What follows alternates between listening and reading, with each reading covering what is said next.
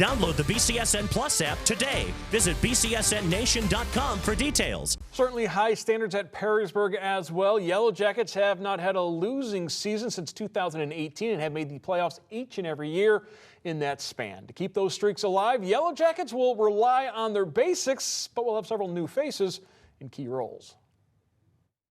We probably had a few more questions than you usually do on a typical year. This week's always fun coaching-wise because, you start talking, as soon as the last season's over, you start talking about, well, what are we going to look like this season? But this is the part where the kids show you what you're going to be this season. We don't pick. They show us who's supposed to be in there. And, we've got some kids showing us right now. We've got some spots to still figure it out, and, it's part of the fun of this job.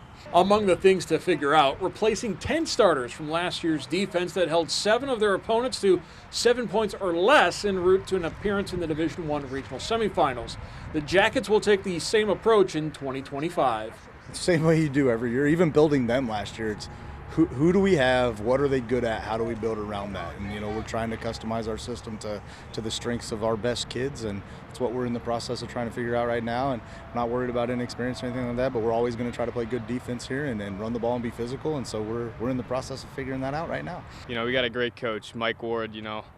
Everything that all those guys have learned and I've learned all comes from him, and he's just going to keep teaching the young kids and growing this program. It was a little questioning, losing 10 of my guys, 10 of my best friends, and we brought in a lot, and Coach Ward's taught them up, and I'm getting confident with this team.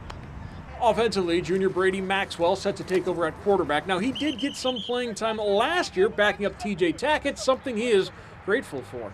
Oh yeah, it really helps me a lot, getting the flow of how quick a varsity game is, coming from freshman football and stuff, and playing defense also helped me a lot last year, just getting the speed of the game and the physicality of it all.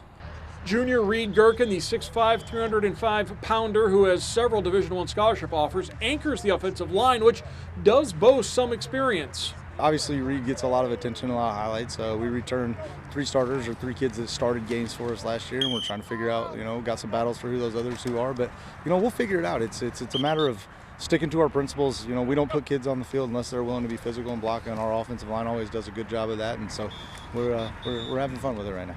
It's definitely nice knowing I got a bunch of protection on both sides. The whole line all around is just great. I know I'll have time back there to do what I need to do, and yeah, I have a great O-line.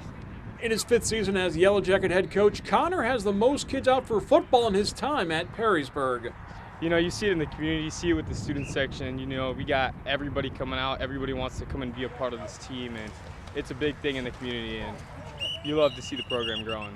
Numbers are really good, even with a small senior class this year, so that stuff's good. Things are good, and it's just a matter of how can we win every game we play. First chance comes against Wood County rival Bowling Green at home. They hit the road to take on Olentangy, Cardinal Division foes, and then Buckeye schedule commences. Yellow Jackets back-to-back tough matchups, home for Anthony Wayne at Weber. Both of those games slated for game day tailgate.